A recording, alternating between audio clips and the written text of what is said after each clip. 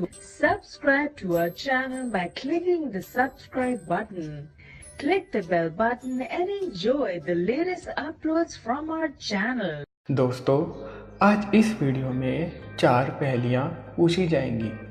हर पहेली का जवाब देने के लिए आपके पास 10 सेकंड है।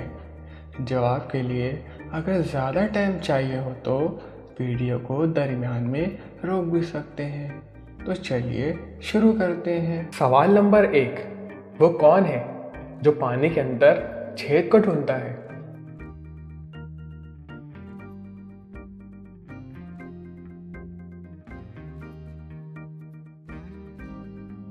इसका जवाब है पंचर वाला।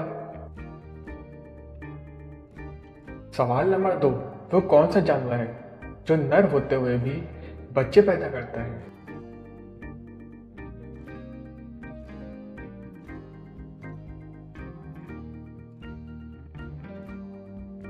इसका जवाब है समुद्री घोड़ा। सवाल नंबर 3, वो कौन है जो अपने घर से बाहर निकलने पर अपने ही घर से सर टकरा कर मर जाता है?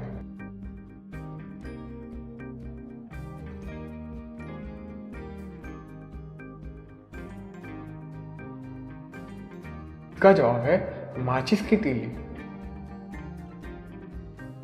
सवाल नंबर 4, बुलंद इमारतों का शहर किस शहर को कहा जाता है?